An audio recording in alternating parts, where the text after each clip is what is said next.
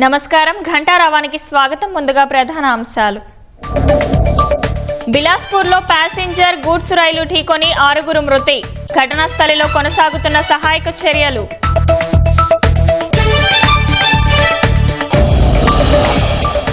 TDP కేంద్ర కార్యాలయంలో మంత్రి లోకేష్ ప్రజా దర్బార్. 5 గంటల వ్యవధిలో 2000 వినతులు స్వీకరణ.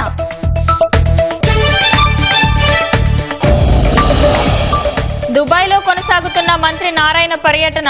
పారిశ్రామికవేత్తలతో భేటీలు. ఏపీలో పెట్టుబడులకు ఆహ్వానం.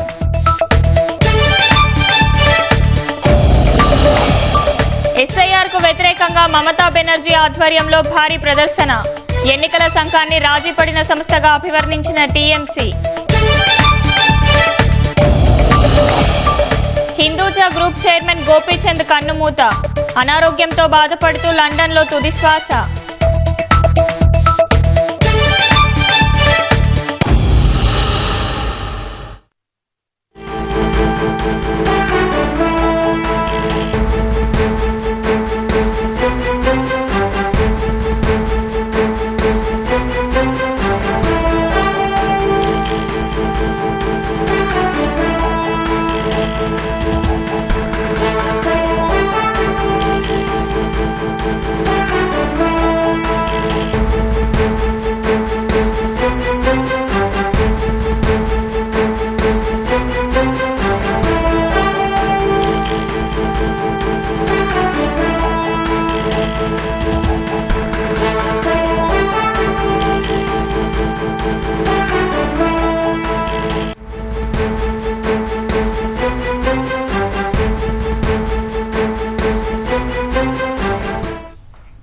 ములకల చెరువు నకిలీ మద్యం కేసులో మరో 2 అరెస్ట్ అయ్యారు. గోవాకు చెందిన 2ని అరెస్టు చేసిన పోలీసులు తమ్మళ్లపల్లె కోర్టులో హాజరుపరిచారు. మరింత సమాచారం మా ప్రతినిధి నారాయణప్పను అడిగి తెలుసుకుందాం. నారాయణప్ప, చెప్పండి, ములకల చెరువు నకిలీ మద్యం కేసులో మరో 2 అరెస్టుకు సంబంధించి వివరాలేంటి? రమ్య, ములకల చెరువు తమ్మలపల్లి నియోజకవర్గం ములకల చెరువులో కల్తీ మద్యానికి సంబంధించిన కేసులో మరో 2ని ఎక్సైజ్ పోలీసులు అరెస్ట్ చేసి తమ్మలపల్లి కోర్టు హాజరుపరిచారు. తమ్మలపల్లి కోర్టు వీరికి 14 రోజుల పాటు రిమాండ్ విధించడంతో వీరిని మదనపల్లి సబ్ జైలుకు తరలించారు. వీరు నకిలీ మద్యానికి సంబంధించి గోవాలో పనిచేస్తున్న శివు, జనేష్ అనే 2 వ్యక్తులను ఎక్సైజ్ పోలీసులు గోవాలో అదుపులోకి తీసుకొని ఇవాళ తీసుకొచ్చి తంబలపల్లి కోర్టులో హాజరుపరిచారు. ఈ దినేష్ అనే వ్యక్తి ములకల చెరువు నకిలీ మద్యం కేసులో కీలక నిందితుడైన బాలాజీకి పరిచయం ఉన్నట్టు పోలీసులు దినేష్ అదేవిధంగా సింబు రిమాండ్ రిపోర్టులు తెలియజేశారు. బాలాజీతో అంటే గోవాలో ఒక డిస్టిలరీస్ లో పనిచేస్తున్న దినేష్, సింబును బాలాజీకి పరిచయం అయ్యారు. బాలాజీ వీరితో మద్యానికి తయారీకి సంబంధించిన వివరాలు సంప్రదించడంతో వారు గోవా నుంచి బెంగళూరుకు బాలాజీకి స్పిరిట్ ను నకిలీ మద్యం తయారు చేయడానికి అవసరమైన స్పిరిట్ ను సరఫరా చేసేవారు. సింబు, దినేష్ దగ్గర నుంచి తీసుకున్న స్పిరిట్ ను నకిలీ మద్యం తయారీకి వినియోగించిన వీరుగా బెంగళూరు నుంచి ములకల చెరువుకు బాలాజీ తరలించేవారు. ఈ నేపథ్యంలోనే వీరి మధ్య సంబంధాలు ఏర్పడి నకిలీ మద్యానికి అవసరమైన స్పిరిట్ తో పాటు ఇతర ముడి సరుకులను కూడా సింబు, దినేష్ సరఫరా చేసినట్టు గుర్తించిన ఎక్సైజ్ పోలీసులు వారిని గోవాలో అదుపులోకి తీసుకుని తమ్మలపల్లి కోర్టులో హాజరుపరిచారు. ధన్యవాదాలు నారాయణప్ప. భోగాపురం విమానాశ్రయం పనులు పరిశీలించిన అనంతరం కేంద్ర మంత్రి రామ్మోహన్ మీడియాతో మాట్లాడుతున్నారు. ప్రత్యక్ష ప్రసారం ద్వారా చూద్దాం.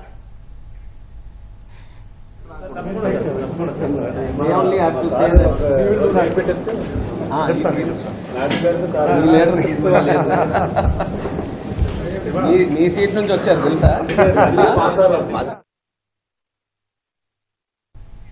ఛత్తీస్గఢ్లో ఘోర రైలు ప్రమాదం చోటు చేసుకుంది.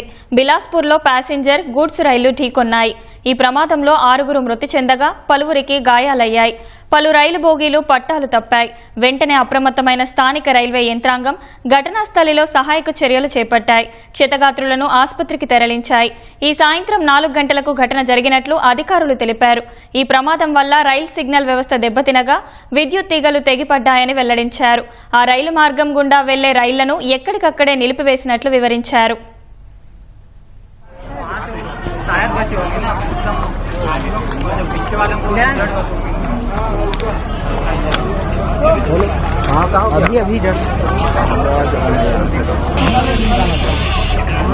अमन रेस्टोरेंट कर गए तो उनको खाना पड़ेगा सामने तक आने।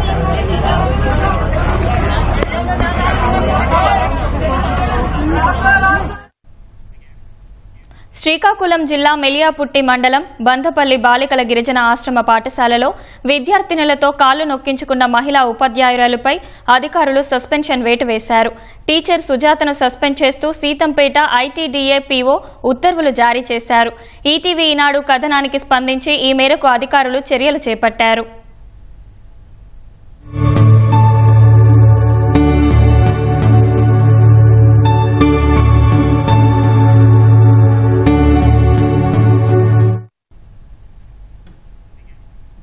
తిరువురు పంచాయతీపై మంగళగిరి టీడీపీ కేంద్ర కార్యాలయంలో పార్టీ క్రమశిక్షణ కమిటీ విచారణ చేపట్టింది.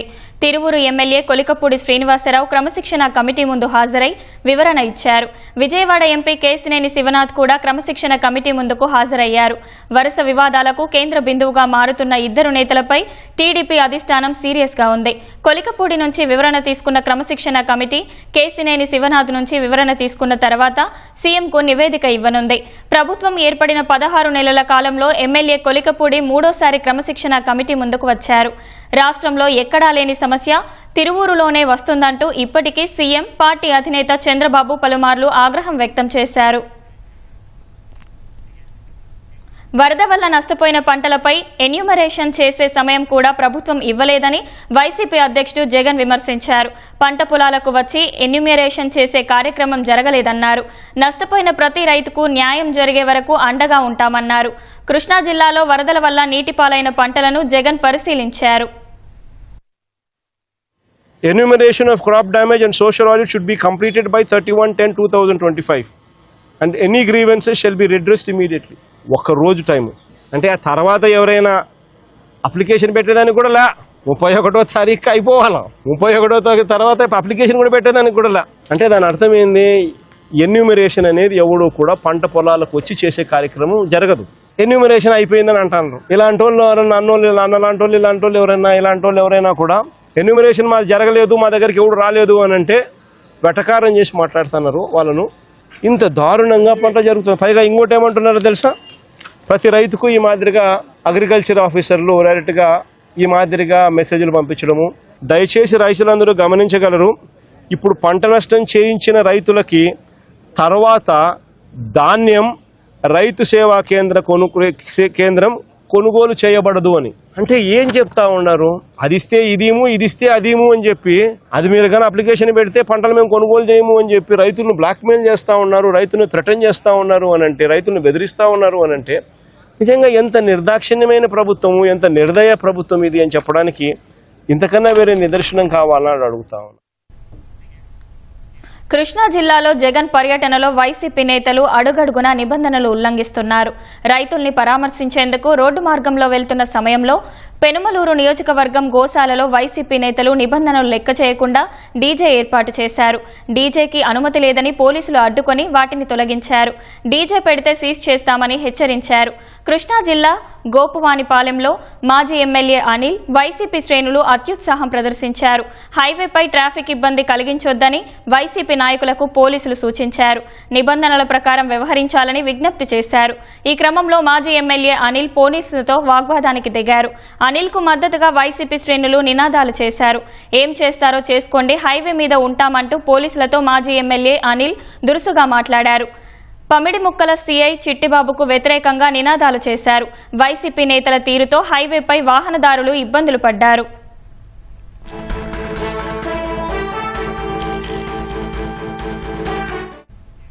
ఉయ్యూరు మండలం గండిగుంట వద్ద జగన్ కాన్వాయ్ వాహనాలు ఒకదానికొకటి ఢీకొన్నాయి. వాహనాలు పరస్పరం ఢీకొనడంతో వాహనాలు స్వల్పంగా ధ్వంసమయ్యాయి. ఈ ఘటనలో పలువురికి స్వల్ప గాయాలయ్యాయి. భారీగా ట్రాఫిక్ స్తంభించింది.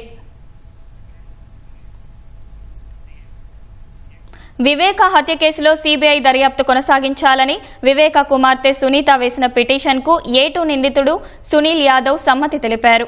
ఈ మేరకు హైదరాబాద్ నాంపల్లి సీబీఐ కోర్టులో కౌంటర్ దాఖలు చేశారు.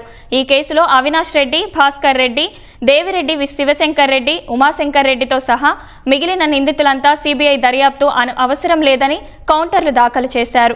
రాజకీయ వ్యక్తిగత కోణంలోనే సునీత దర్యాప్తు అడుగుతున్నారని పేర్కొన్నారు. కానీ సునీల్ యాదవ్ మాత్రం సునీత కోరినట్లు దర్యాప్తు కొనసాగించాలని నాంపల్లి సీబీఐ కోర్టులో కౌంటర్ దాఖలు చేశారు. ప్రధానంగా 2023 నవంబర్ 28న కడప జైల్లో దస్తగిరిని A5 నిందితుడు దేవిరెడ్డి శివశంకర్ రెడ్డి కుమారుడు డాక్టర్ చైతన్య రెడ్డి 20 కోట్ల రూపాయలు ఇస్తానని ప్రలోభపెట్టి బెదిరించిన ఘటనపై సీబీఐ ఎందుకు దర్యాప్తు చేయలేదని సునీల్ యాదవ్ కౌంటర్లో ప్రస్తావించారు. 2017 ఎమ్మెల్సీ ఎన్నికల్లో వివేక ఓటమి వెనుక అవినాష్ రెడ్డి కుట్ర ఉందని తెలిపారు. ఈ కేసులో ఇప్పటికే 6 సాక్షులు మృతి చెందితే రాష్ట్ర ప్రభుత్వం సిట్ వేసిందని సీబీఐ ఎందుకు విచారణ చేయలేదని కౌంటర్లో పేర్కొన్నారు. పులివెందులలో వైసీపీ శ్రేణుల నుంచి తనకు ముప్పు ఉందని రక్షణ కల్పించాలని కోరారు. ఈ కేసులో మరికొందరు ప్రముఖులను విచారించాలంటే సీబీఐ దర్యాప్తు కొనసాగించాల్సిందేనని సునీల్ యాదవ్ తరపున న్యాయవాది సీబీఐ కోర్టులో వేసిన కౌంటర్లో కోరారు.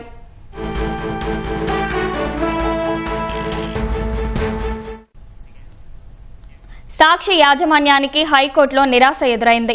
Assembly privilege committee secretary general నోటీసులు రద్దు చేయాలని సాక్షి యాజమాన్యం వేసిన పిటిషన్ని ఉన్నత న్యాయస్థానం కొట్టివేసింది. ఎమ్మెల్యేలకు శిక్షణ తరగతుల పేరుతో కోట్లు ఖర్చు చేశారంటూ సాక్షి పత్రికలో కథనం ప్రచురించడంపై శాసనసభ సెక్రటరీ జనరల్ సభా హక్కుల ఉల్లంఘన నోటీసులు ఇచ్చింది. నోటీసులు ఇవ్వడాన్ని సవాలు చేస్తూ సాక్షి పత్రిక ఎడిటర్ ధనుంజయ రెడ్డి మరొకరు హైకోర్టులో పిటిషన్ దాఖలు చేశారు. పిటిషన్లపై విచారణ జరిపిన హైకోర్టు అపరిపక్వ దశలో దాఖలు చేశారని అభిప్రాయపడింది. పిటిషన్ను కొట్టివేస్తూ ఉత్తర్వులు ఇచ్చింది. మంగళగిరిలోని టీడీపీ కేంద్ర కార్యాలయంలో మంత్రి లోకేష్ నిర్వహించిన ప్రజా దర్బార్ ముగిసింది. దాదాపు 5 గంటల పాటు నిర్విరామంగా మంత్రి లోకేష్ ప్రజా దర్బార్లు నిర్వహించారు. ప్రజా దర్బార్ కోసం రాష్ట్రం నలుమూలల నుంచి ప్రజలు, టీడీపీ కార్యకర్తలు భారీగా తరలివచ్చారు. సుమారు 2000 మందిని కలిసిన లోకేష్ వారిని ఆప్యాయంగా పలకరించి వారి ఇబ్బందులను అడిగి తెలుసుకున్నారు. సమస్యలు పరిష్కరించాలని అప్పటికప్పుడే సిబ్బందికి ఆదేశాలిచ్చారు.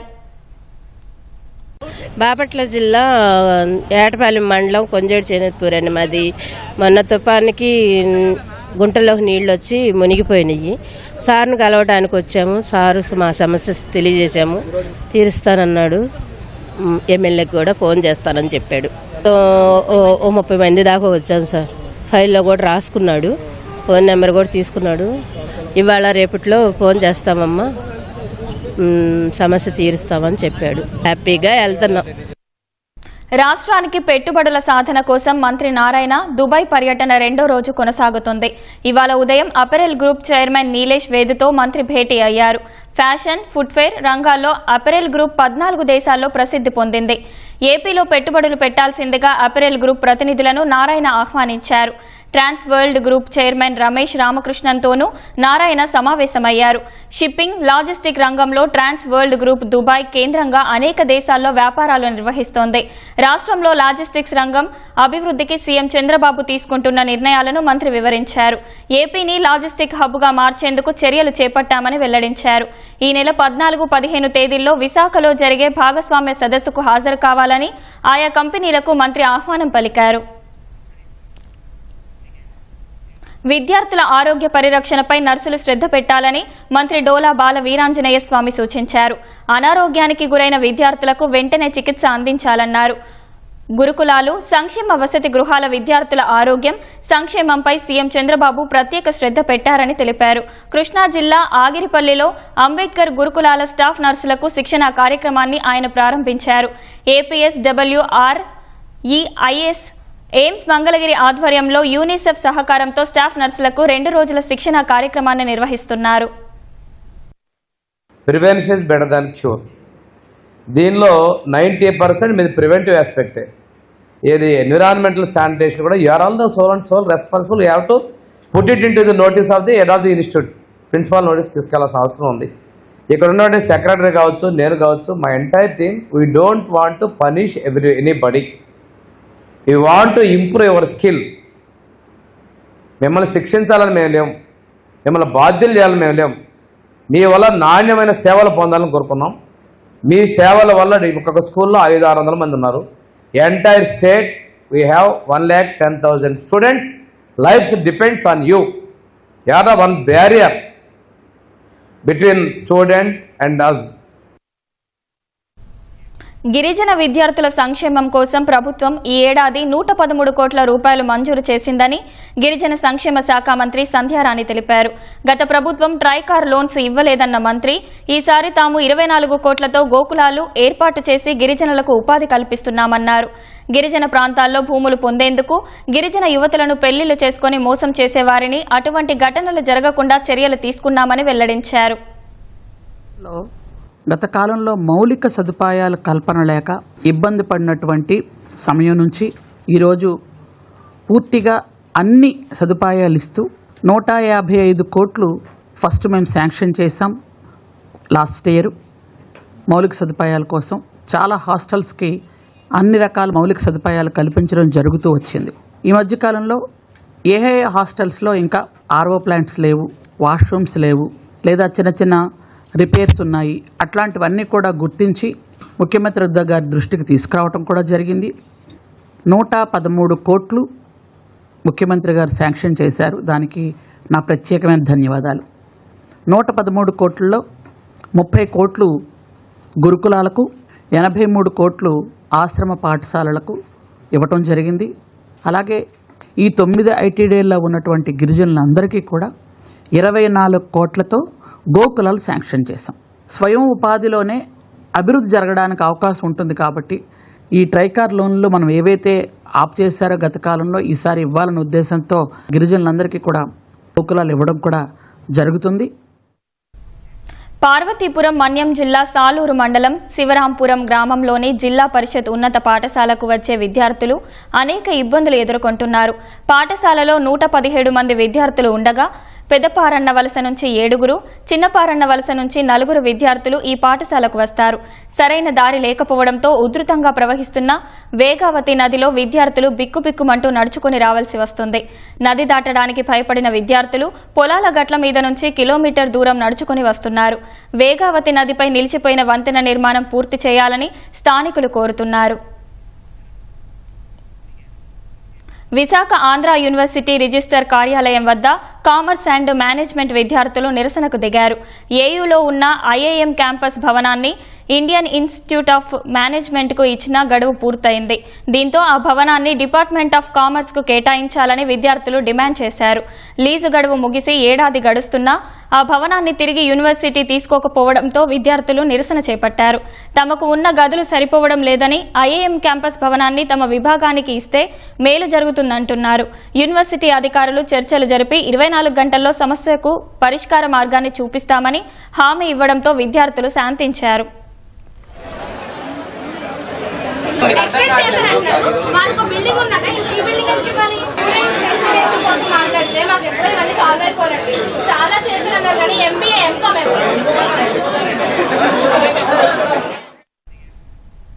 బంగాళాఖాతంలో ఉపరితల ఆవర్తన ప్రభావంతో విజయవాడలో కొద్దిసేపు వర్షం కురిసింది. కాసేపు జనజీవనానికి అంతరాయం కలిగింది. ఉదయం నుంచి ఎండవేడి అనుభవించిన ప్రజలకు ఒక్కసారిగా వర్షం రావడంతో కాస్త ఉపశమనం కలిగింది. కాగా వర్షం ధాటికి కొన్ని చోట్ల రహదారులు జలమయమయ్యాయి.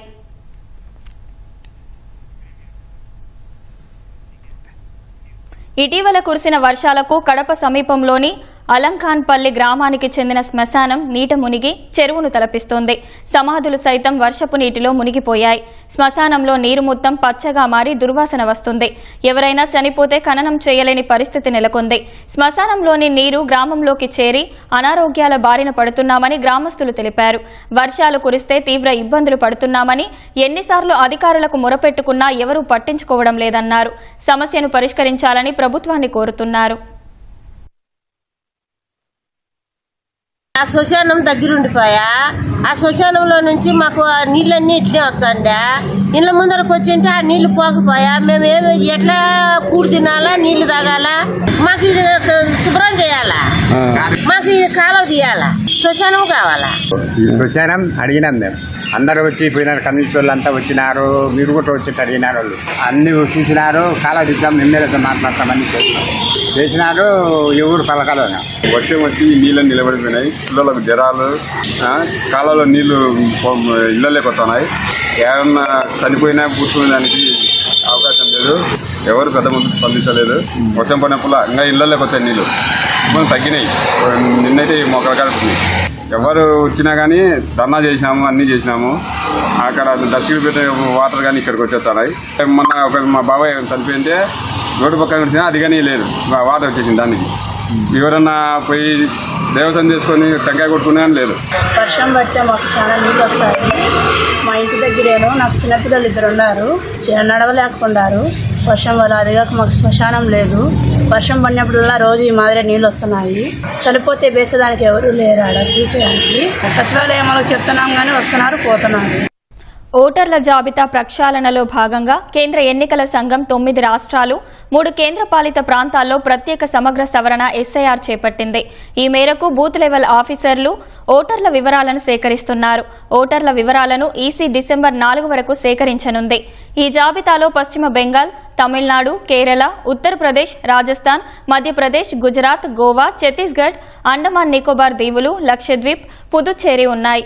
ఈ రాష్ట్రాలు కేంద్రపాలిత ప్రాంతాల్లో మొత్తం 51 కోట్ల మంది ఓటర్లు ఉన్నారు.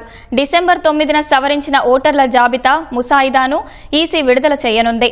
వచ్చే ఏడాది ఫిబ్రవరి 7న తుది ఓటర్ల జాబితా ప్రచురణతో ఎస్ఐఆర్ ముగియనుంది. పశ్చిమ బెంగాల్, తమిళనాడు, కేరళ, పుదుచ్చేరిలో 2026లో అసెంబ్లీ ఎన్నికలు జరగనున్నాయి. అస్సోంలోనూ వచ్చే ఏడాది ఎన్నికలు ఉండగా అక్కడ ఎస్ఐఆర్ కోసం ప్రత్యేక తేదీని ప్రకటిస్తామని సిఈసి జ్ఞానేష్ కుమార్ ఇటీవల వెల్లడించారు.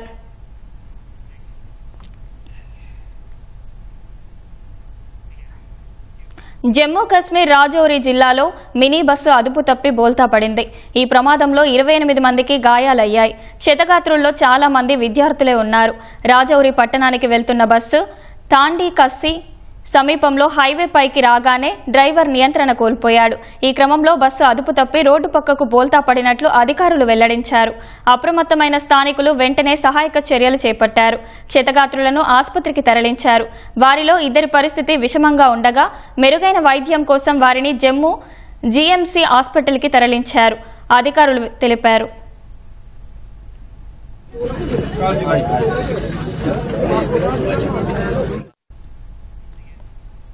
మహారాష్ట్ర పూణేలో 13 ఏళ్ల బాలుడిపై దాడి చేసి చంపిన చిరుతపులిని అటవీశాఖ అధికారులు బోనులో బంధించారు.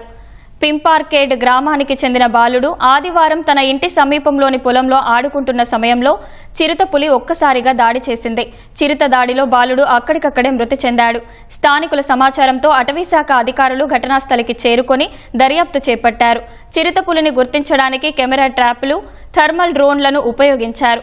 చిరుతను బంధించేందుకు బోన్లు ఏర్పాటు చేశారు. ఈ క్రమంలోనే మంగళవారం చిరుతపులి బోన్కు చిక్కింది.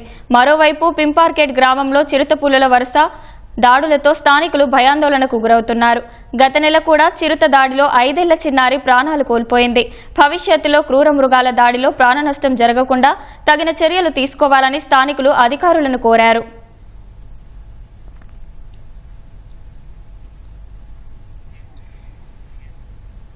ప్రత్యేక ఓటర్ జాబితా సవరణకు వ్యతిరేకంగా తృణమూల్ కాంగ్రెస్ కోల్కతాలో భారీ ప్రదర్శన నిర్వహించింది.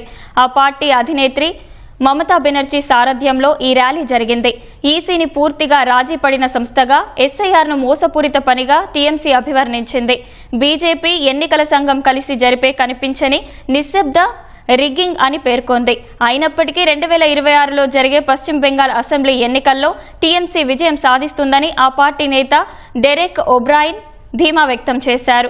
ఈ మేరకు సామాజిక మాధ్యమం ఎక్స్లో ఆయన పోస్ట్ పెట్టారు.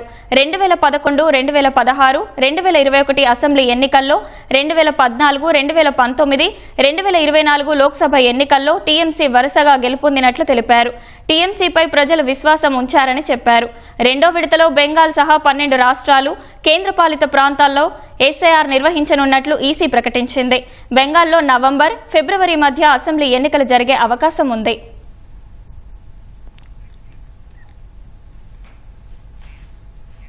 హర్యానాలోని ఫరీదాబాద్లో 17 ఏళ్ల బాలికను తుపాకీతో కాల్చిన దుండగుడి కోసం పోలీసులు విస్తృతంగా గాలిస్తున్నారు. ఘటనా స్థలిలోని సీసీటీవీ దృశ్యాల ఆధారంగా నిందితుడిని గురుగ్రామ్కు సమీపంలోని సర్మాత్లా గ్రామానికి చెందిన జతిన్ మంగ్లాగా గుర్తించారు. సోమవారం సాయంత్రం ఓ లైబ్రరీ నుంచి బాలిక ఇంటికి వెళ్తున్న క్రమంలో బైక్పై వచ్చిన దుండగుడు ఆమెను అతి సమీపం నుంచి కాల్చాడు. ఆ తర్వాత అదే బైక్పై పారిపోయాడు. ఈ ఘటనలో బాలిక భుజం, పొట్ట భాగంలో 2 బుల్లెట్లు దూసుకెళ్లాయి. గమనించిన స్థానికులు ఆమెను సమీపంలోని ఆసుపత్రికి తరలించారు. ప్రస్తుతం బాలిక ఆరోగ్యం నిలకడగానే ఉందని తెలుస్తోంది. ఓ కళాశాలలో బాలిక ఇంటర్మీడియట్ 2వ సంవత్సరం చదువుతున్నట్టు తెలుస్తోంది. బాలిక వెళ్తున్న లైబ్రరీలోనే కొన్ని నెలల క్రితం నిందితుడు చేరినట్టు నిర్వాహకులు తెలిపారు. ఎప్పుడూ ఆమె వెంటపడుతూ వేధించేవాడని పేర్కొన్నారు. కొన్ని రోజులకే అతడి మెంబర్షిప్ రద్దు చేసినట్టు చెప్పారు. ఈ క్రమంలోనే బాలికపై కాల్పులకు పాల్పడినట్టు చెప్పారు.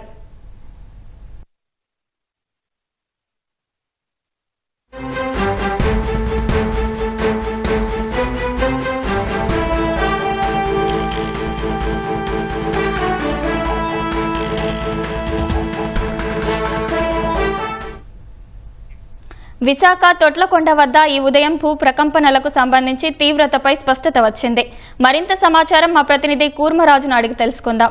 కూర్మరాజు, చెప్పండి, భూ ప్రకంపనలకు సంబంధించిన తాజా సమాచారం ఏంటి? రమ్య, ఈ భూ ప్రకంపనలకు సంబంధించి ఉదయం 4:19:31 భూమి కంపించినట్లుగానేమో నేషనల్ సెంటర్ ఫర్ సీస్మాలజీ గుర్తించింది. ఇది 17.83 అక్షాంశంలోను 83.41 రేఖాంశంలోను ఆ మధ్య ఉన్న ప్రదేశంలో, అక్కడ ఉన్న ప్రదేశంలోని ఈ భూకంప కేంద్రంగా గుర్తించింది. ఇందులో 10 మీటర్ల లోతున, ఈ 10 కిలోమీటర్ల లోతున ఈ భూకంప కేంద్రంగానేమో దీన్ని నమోదు చేశారు. అయితే మొదట అల్లూరు జిల్లాలో ఇక భూ ప్రకంపనలు ఉన్నాయంటే అక్కడ కేంద్రంగానేమో గుర్తించామని తొలుత ప్రకటించిన దాన్ని ఈ కొద్దిసేపటి క్రితం నేషనల్ సెంటర్ ఫర్ సీస్మాలజీ దాన్ని సవరించి మళ్ళీ దాని వెబ్సైట్ లోనేమో పెట్టడం జరిగింది. ఇది విశాఖపట్నానికి అత్యంత సమీపంలో ఉన్న తొట్లకొండ వద్ద ఈ భూకంప కేంద్రంగానేమో గుర్తించడం జరిగింది. ఇది కేవలం కొద్ది సెకండ్ల పాటు కంపించింది. 4.0 మ్యాగ్నిట్యూడ్ తోటేమో ఈ భూకంపం నమోదైనట్లుగానేమో ఈ సీస్మాలజీ నేషనల్ సెంటర్ ప్రకటించింది. ధన్యవాదాలు కూర్మరాజు.